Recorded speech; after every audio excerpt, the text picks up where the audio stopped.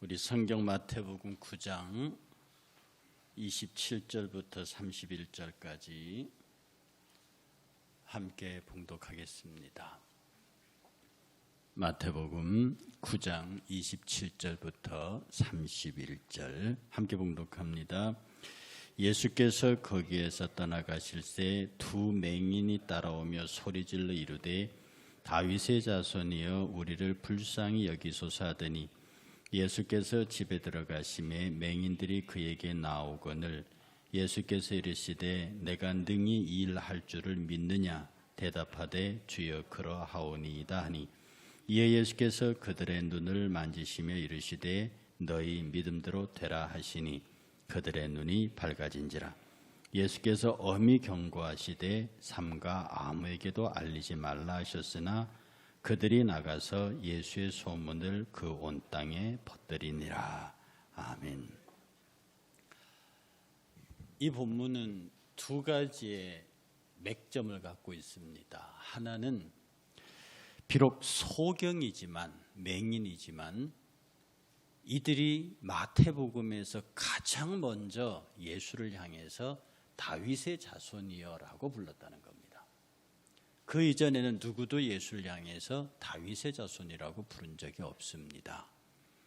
이스라엘 사람들에게서 다윗의 자손은 이사야에서도 예언되고 구약 전체에서 정치적으로는 다윗 왕국을 회복시켜서 주변의 로마를 정복하고 독립을 유지하게 하도록 하는 정치적 군주로서의 왕.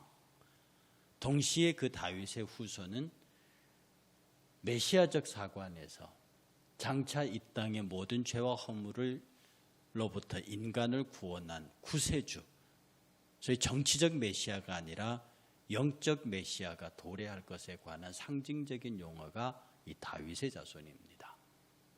그래서 다윗의 자손이라고 어떻게 불리느냐에 따라서 예수의 처신이, 예수의 상황이 결정됩니다. 예수께서 다윗성 예루살렘성에 입성하실 때에 그 백성들이 종려나무를 흔들면서 그들의 겉옷을 벗어서 예수의 지나가는 어린 나귀 밑에 깔면서 그들이 외쳤던 말이 다윗의 자손, 다윗의 이름으로 오시는 이여라고 소리 질렀습니다. 그래서 아시는 대로 예수께서 처형된 죄목은 바로 정치적인 다윗의 왕을 자칭한 정치범으로서 처형된 겁니다. 유대인들이 그렇게 처형을 한 거거든요. 그런데 분명한 것은 오늘 이 두 맹인이 어떤 연유에서인지 모르지만 다윗의 자손이여라고 소리 지르면서 예수를 따라왔습니다. 길거리에서부터 그랬어요. 그런데 예수님은 길거리에서 어떤 기적도 행하지 않으십니다. 그 소리를 계속 들으시면서, 왜냐하면 지금 그 당시 그 타이밍에는 예수께서 그 소리를 들으면 굉장히 입장이 곤란해지는 시점이었습니다. 예수의 표현을 빌면 당신의 때가 이르지 아니하였다. 당신이 메시아로서 당당히 세상에 나설 때가 아직은 아니었습니다. 그래서 이 본문 끝에도 고쳐주시고 난 다음에도 너희가 나가서 이걸 소문내지 말라고 얘기를 하시는 거예요. 그러니까 길거리에서 다윗의 자손이야 그러고 쫓아오는데 거기서 그 사람을 치료하고 눈을 뜨게 만들어버리면 그는 그야말로 그 맹인 두 사람이 외치는 그대로 다윗의 자손이 되어버리는 겁니다. 그러면 그 백성들이 우리의 정치적 메시아가 오셨다. 우리가 그토록 기다리던 진짜 다윗의 왕이 오셨다라고 생각해서 예수 그리스도의 영적 메시아 역할을 시작하기도 전에 그쪽으로 일이 간다 이 말입니다. 그래서 예수께서는 그들을 막으셨어요. 그런데 나중에 고치고 난 다음에 이 사람이 나서 산지사방 풀어버립니다. 그건 어쩔 수 없는 거예요. 예수님이 막으셨다 하더라도 예수님이 능력으로 그들의 입을 봉하지 않는 이상 그들이 밖에 나가서 예수께서 메시아고 그 메시아가 나를 고쳤고 저분이 다윗의 아들이라고 후손이라고 얘기를 할 수밖에 없는 거예요. 이걸 두고 칼빈은 말하기를 어리석은 인간이여 그렇게 추석을 달았습니다. 우리가 순종이 제사보다 낫다고 말을 하고요. 하나님의 말씀을 듣는 것이 수양의 기름보다 낫다는 말을 늘 새기면서도 지금 이 맹인들의 불순종은 악한 의도가 아닙니다. 너무너무 좋았거든요. 나서 생전처럼 눈을 떠서 만물을 봤습니다. 그러니까 누가 내 눈을 뜨게 했다는 얘기를 여러분인들 입 닫고 있겠느냐고요. 그 사람이 나를 눈을 뜨게 해준 사람이 신신당부를 하더라도 그걸 하겠느냐고요. 그러니 인간의 능력의 한계가 좋은 쪽으로도 그렇게 있는 겁니다. 근데 그것이 책망받을 일은 아니죠.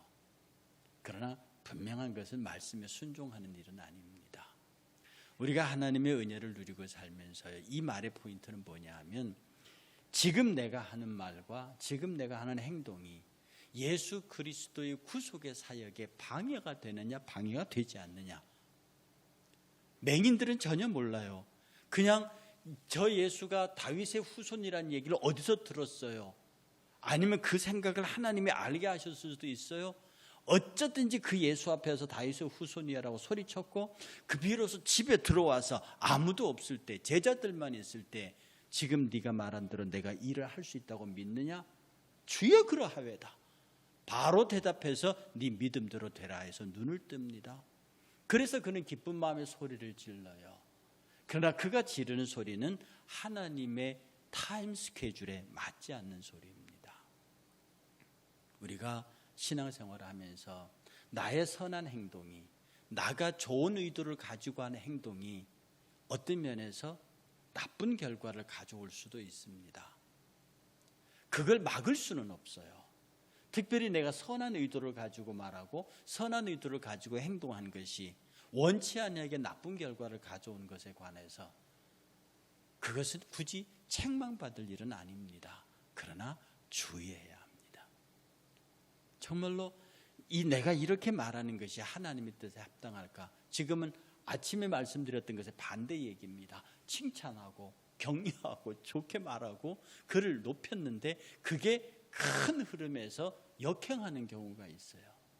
그를 힘들게 하는 경우가 있다 이 말입니다.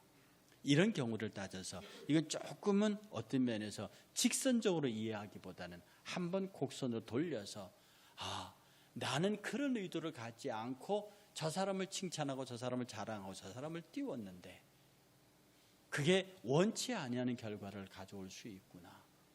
예수님이 그 소문 들었을 거 아닙니까? 이 두 사람이 나가서 산잡 뛰어다니면서 저 예수가 다윗의 후손이라고. 그때 예수님이 뭐라고 했을까요? 에이 참 어쩔 수 없다. 그러셨을 거예요.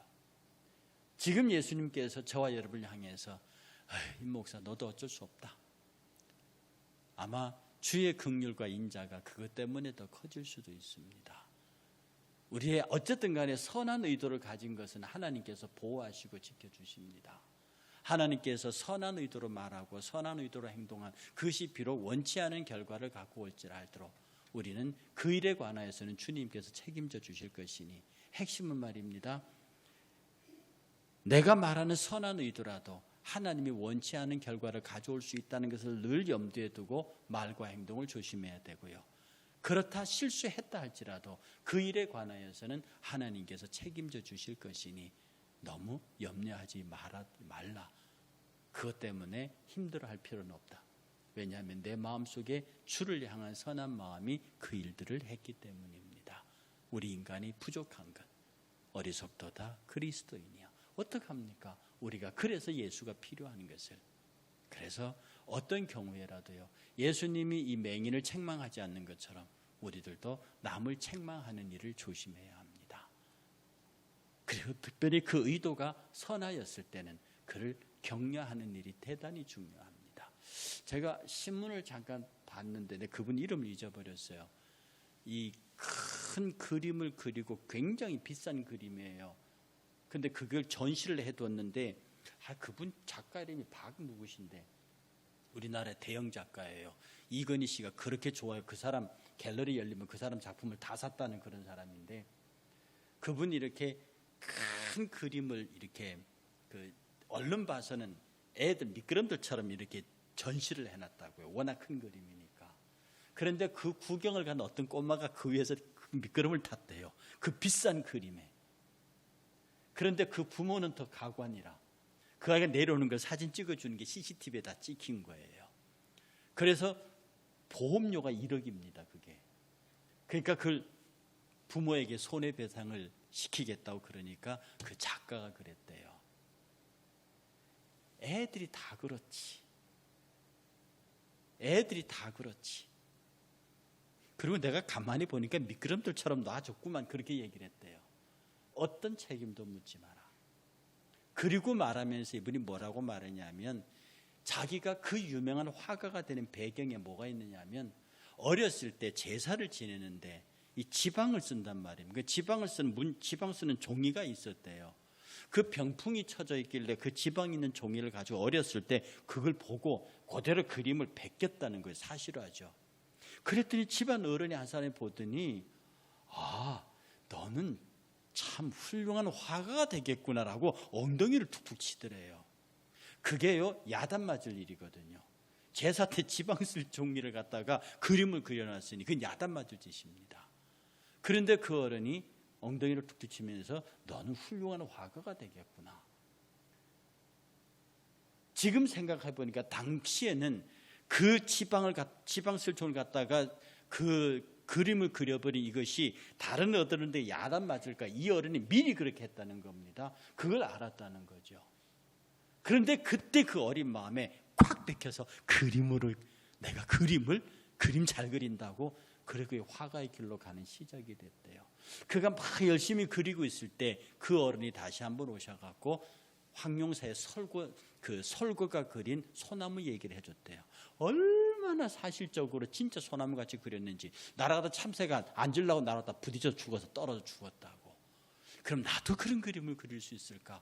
그래서 그 그림의 대가로 가는 사실화의 대가가 됐다. 그가 하도 현대미술 하니까 현대미술이 뭔지를 깨닫기 위해서 미국에 직접 갔다는 거 아닙니까? 그래서 학원에 들러서 현대미술의 첫 수업을 하는데, 자기는 다 빨주로 파란보 그런 서양 물감을 가져가는데 묵과 붓하고 먹을 가져갔대요. 그들이 서양 선생이 이렇게 생긴 브러쉬는 뭐고 이게 무슨 물감이냐 그러더래요. 그런데 그걸로 그림을 그려놨더니 사람이 보고 박수를 치더니 세상에 이런 그림이 어딨냐고 그러더래요. 그때서 그는 말했답니다. 아, 내가 한국으로 돌아가야겠다. 모던한 그림은, 모던 현대미술은 여기 있는 게 아니라 신라에 있었구나. 지금 현대미술을 가르치는 사람이 내 붓과 먹을 보고 도대체 이런 게 어디서 나왔느냐고 얘기할 정도면 우리의 그림이 현대미술로 앞서 있다는 것 아니냐. 그리고 얼마 정리하고 돌아왔다는. 그리고 지금 유명한. 그런데 이 말을 왜 드리냐면, 그 말 한마디가 그 어른이, 야, 너 그림 잘 그리는구나, 너는 화가가 되겠다, 이런 지나가는 격려 한마디가 그의 인생을 결정짓는 거죠. 우리는 젊은이들에게, 특별히 어린애들에게 선한 의도를 가지고 그들의 미래를 축복하고 그들의 행동을 축복하고 나무라기보다는 격려하고, 누구 말대로 꽃으로라도 때리지 말라고 하는, 근데 성경은 때리라고 돼 있어요. 때려라 죽지 아니하리라. 그것은 하나님의 말씀과 관계되어 있습니다만, 어쨌든 귀히 여기고 사랑하고 축복하는 언어가, 오늘 예수님께서 이 철없고 예수의 뜻을 전혀 이해하지 못하는 두 맹인이 산지사방 쫓아다니면서 예수의 이름을 선전해낸 것에 관해서, 비록 당신의 일정에는 차질을 빚었겠지만 그래도 여전히 이들을 사랑하는 예수의 모습을 느낄 수 있는 본문입니다. 그런데 이제 두 번째로 들어가서, 그 집안에 들어오셨습니다. 아무도 없습니다. 이젠 다윗의 자손이라고 소리쳐도 크게 듣는 사람은 없습니다. 예수님은 고쳐줄 준비가 됐습니다. 내가 이 일 할 수 있다고 믿느냐? 예, 주여 그러하외다. 오늘 말씀의 제목도 주여 그러하외다인데요, 여러분은 머릿속에 이 말을 외우셔야 합니다. 예, 그러합니다. 주의 성령은요, 매 순간마다 우리에게 묻습니다. 너희가 할 수 있니? 저는 미루어 말하건대 너희가 못하지, 너희가 안 할 거지, 이렇게 성령은 묻지 않으신다고 봐요. 주의 성령 우리에게 부정적인 용어로 그렇게 묻지 않으신다고 봐요.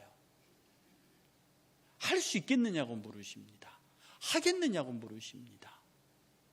그때 우리의 대답은 늘 예, 주여 그러하외다. 이 주여 그러하외다는 그 대답 속에는요, 내가 당신의 능력을 믿고 있습니다, 그런 뜻입니다. 내가 당신의 능력을 믿고 있습니다. 그러니 당신은 나를 고치실 것이고 나는 나을 것이고 나는 내 마음에 원하는 것을 이룰 것입니다.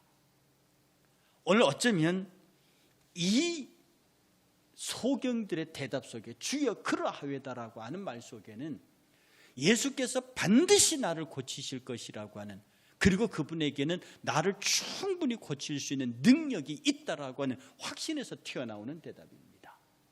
그러니 저와 여러분이 믿음 생활을 할 때요, 좀 무식할 정도로 이렇게 합시다. 주께서 주의 성령 여러분의 마음속에 너희가 할 수 있냐 물으실 때 예, 할 수 있습니다. 나는 못하지만 당신이 하실 거니까요. 나는 그럴 능력을 갖고 있지 않지만 주께서는 그런 능력이 있고요. 주께서는 그런 일을 통하여 나를 그 일을 감당하게 하실 거니까요. 사람들이 말입니다, 어떤 사람이 찾아와서 무엇을 해달라고 얘기를 하잖아요. 내가 그 일을 해줄 능력이 있어요. 그런데 능력 있는 사람들이 찾아다니면서 해줄까 그렇게 하는 사람은 제가 못 봤습니다. 오히려 무엇을 해줄 수 있는 사람들은요, 사람들이 내게 찾아와서 부탁할까 봐 그게 부담스러워서 뒤손으로 물러나기도 하고 숨기도 한다고요.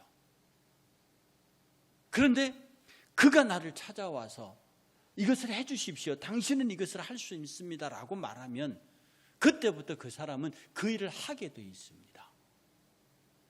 문제는 내가 그것을 요청하느냐 요청하지 않느냐에 달려있는 거예요.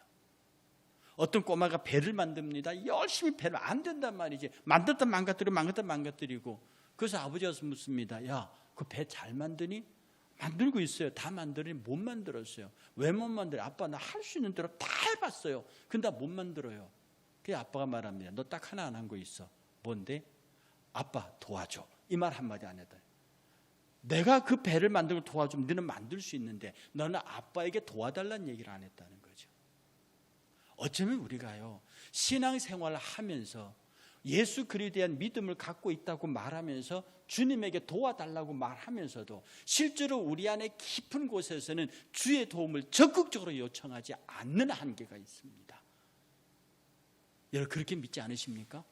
저도 요새요, 기도하고 하면서 모든 것이 내 힘으로, 내 능력으로, 내 가능성으로 어떤 일을 하겠다고 하는 그런 생각이 전혀 없습니다. 그런데 가만히 보면 내 힘으로 하고 있어요. 분명히 기도하면서 도와달라고 말하고 하나님께 절대적으로 의지한다고 말하는데 여전히 내 수단을 찾고 있습니다.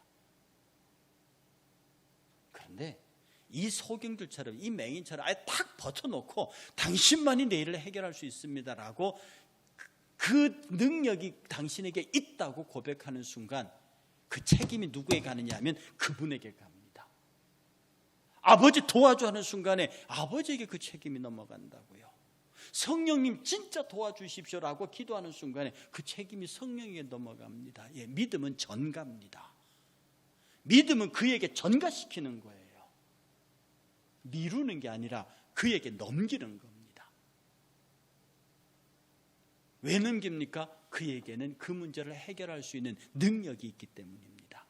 오늘 이 두 맹인을 통해서 보이는 것은 예수 그리스도에게 그 나의 문제를 해결할 수 있는 능력이 있음을 믿고 전적으로 그에게 전가하는, 예 주여 그러하이다, 당신은 내 눈을 밝게 할 수 있습니다. 이 고백이 있어야 할 줄로 믿습니다.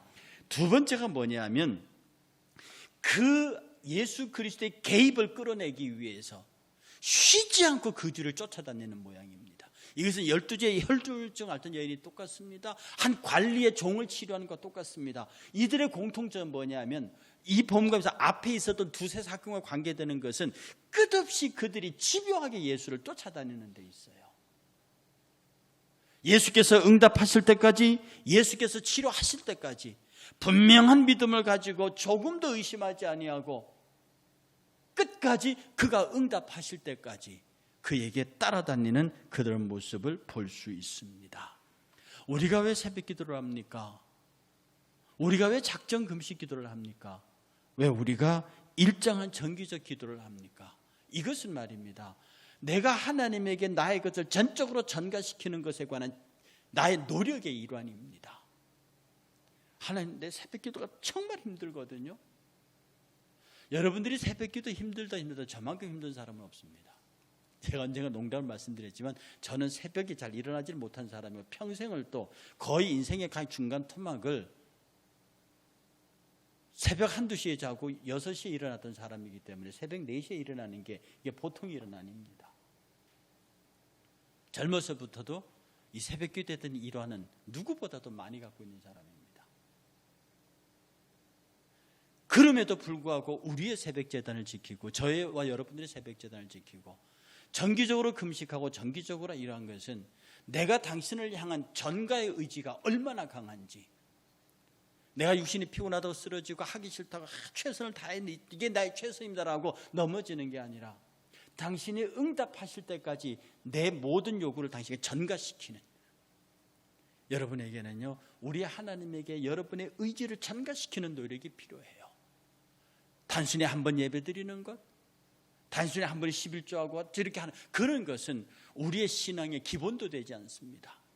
정말 진짜 신앙은 내가 바라고 소원하는 모든 것들을 전적으로 우리 주님에게 전가시키는, 물론 믿음으로 당신은 내 모든 것을 해결할 수 있겠습니다라고 작정하고 예수께서도 습관을 쫓아서 새벽에 기도하러 가셨는데요, 다니엘 같은 경우에는 왕의 조서가 찍힌 줄 알고도 그 본문은 기록하기를 전에 하던 대로 습관대로 예루살렘을 향해 성문을 열어놓고 창문을 열어놓고 하루에 3번씩 기도합니다. 왜 우리에게 습관적으로 반복적으로 하는 것이 필요하냐? 주님 보시기에 야, 저 자식 저 응답 안 해줬다 그러면 나한테 문제가 생기겠다. 나한테, 주님한테 문제란 내가 주님을 의심하게 될 거예요. 내가 주님을 불신하게 될 거예요. 아버지도 적당히 해야죠. 내가 계속 조르면 말이 안 되는 거더라도 아버지는 어느 시점에서 들어줍니다. 아들 자식이 단식 투쟁으로 끝도 없이 나가보세요. 그 천 없는 걸 안 해줄 수 있습니까? 주님께서는 내가 주님을 의지하는 절대적인 의지에 대해서 상처가 생기지 않도록, 그 상처라고 하는 것은 하나님이 응답하시지 않는 것에 대한 욥 차원의 탄식입니다. 정말로 간절히 기도했음에도 응답하지 않는 하나님에 대한 이사야의 답답함입니다. 이런 것들을 우리가 느끼지 않도록 주께서 전적으로 우리 하나님 앞에 나의 모든 것을 전가시키고 당신의 십자가의 은혜가 내게 전가되어서 내가 구원의 백성이 되었사오니 내 모든 자의지를 전적으로 주님 앞에 전가할 것이니 내 안에 사는 것은 그리스도요 나는 죽어서 내가 구하는 모든 것들을 전적으로 주께 전가시킬 것이니, 지금 내가 기도하는 기도의 제목들은 주님의 책임입니다. 이건 사실은 주님 쪽에서는 기가 막힌 얘기지만 무서운 내용 아닙니까? 내가 그냥 그렇게 이건 당신 책임이라고 내미는 건데요, 그래 주님은 그렇게 하래요. 여러분이 기도를 통해서 습관적이면서 정해진 기도의 과정들, 기도의 집요함을 통해서 여러분의 마음의 소망들을 전적으로 주께 전가시키는 참으로 능력 있는 성도들이 되기를 축복합니다. 그 다음에 세 번째가 이들의 모습을 통해서 보는 것은 마지막 구원에 대한 확신입니다.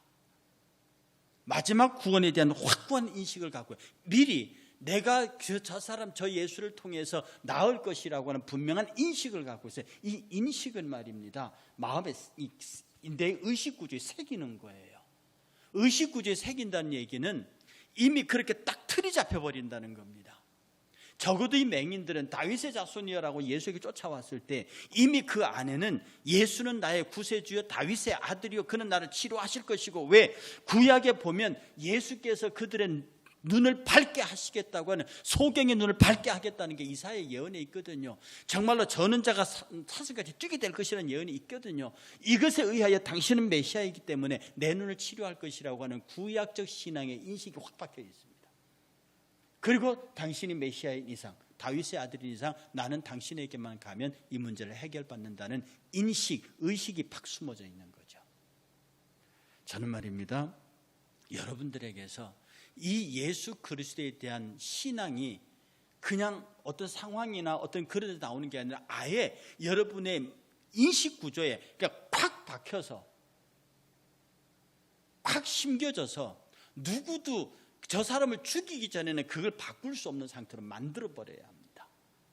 심으셔야 돼요. 식한다는 건 깨닫는다는 건데요. 그냥 깨닫는 게 아닙니다. 이 식자가요, 말씀 언변에 참을 인자가 붙어 있습니다. 이 말씀 언변에 요렇게 하고 밑에서 이런 데 있다고요. 인식이 그렇습니다. 그러니까 이는 참을 인자 앞에 말씀언이 있거든요. 어떤 말이 우리의 심장 속에 확 배겨서 그것이 딱 모양을 갖추는 게 인식이에요. 그런 사람 만나면요, 툭 건드려도 인식이 예수의 방식으로 되어 있기 때문에 툭 건드려도 신앙적으로 얘기를 합니다. 그래서 너는 이렇게 융통성이 없냐 할 정도로 툭 건드려도 예수, 툭 건드려도 하나님, 툭 건드려 십자가, 전부 그런 용어로 대화에 그 돼 있어요. 그러니까 세상 사람들 난 너하고 얘기 못하겠다 그렇게 말하기 나오는 거예요.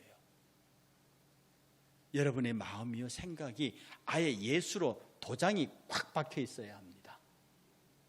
이 맹인들처럼요, 내가 저 예수는 나의 문제를 해결할 수 있는 사람이다 라고 하는 인식 구조를 딱 갖고 있어요. 그래서 주변에서 다윗의 자주 소리칠 때 시끄럽다고 뭐라 하든지 말하든지 간에 그냥 가는 겁니다.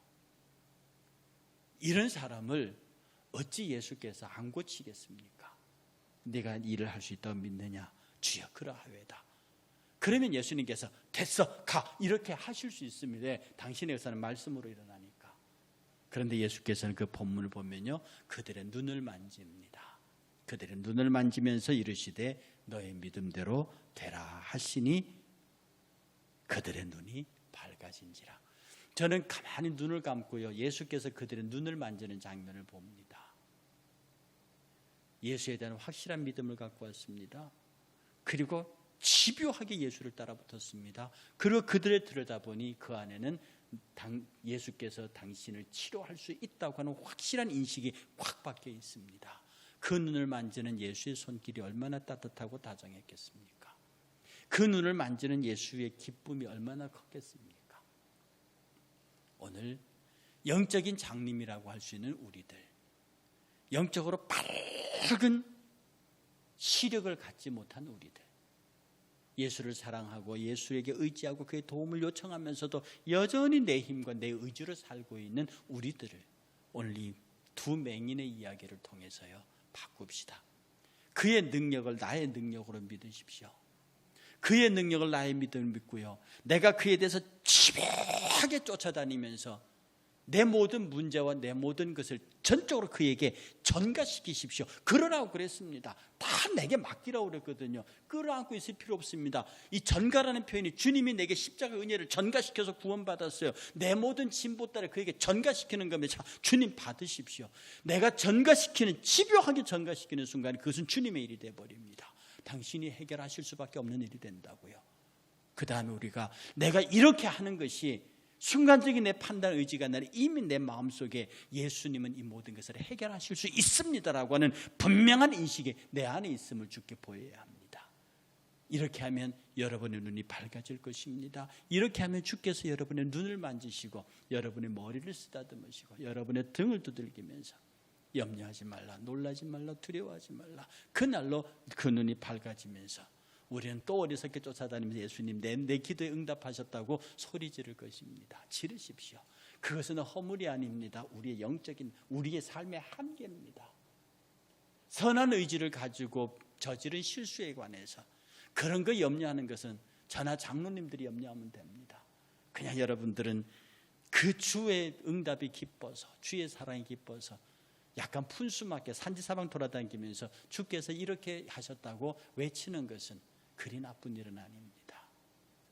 이 한 주간의 삶을 사시면서요, 주님 내게 당신에 대한 절대적인 믿음, 신뢰, 확신 떠나지 않게 하시고 내가 주를 집요하게 새벽에 쫓아다니고 기도회에 쫓아다니고 내 작정을 해서 습관적으로 주에게 의지하고 모든 걸 주께 전가시키고 이렇게 하는 것이 단순히 순간적인 감정이 아니라 내 마음의 인격, 인식의 깊은 곳에 주께서는 나의 문제를 해결하실 분이라고 하는 인식이 내게 있음을 알게 하옵소서. 이 승리가 여러분 가운데 있기를 주의 이름으로 축복합니다. 우리 찬양팀 나오시고요. 오늘 찬양팀과 함께 찬양하면서요, 우리가 생각을 해야 합니다. 하나님, 이번 한 주 내 기도의 제목이 뭡니다. 이번 한 주 내가 주를 향한 소망이 뭡니다. 내가 이걸 다 주께 전가시킬 테니 내가 확실히 내 마음속에 새긴 인식을 근거로 주께 모든 걸 전가시키오니 주여 나의 문제를 해결하시고 내 기도를 들으시고 치료할 자 치료하시고 풀어줄 자 풀어주시고 갇힌 자 풀어주셔서 하나님의 일들을 만인들에게 자랑할 수 있는 복 있는 사람이 되게 하옵소서. 함께 기도하고 찬양하겠습니다. 찬양하겠습니다.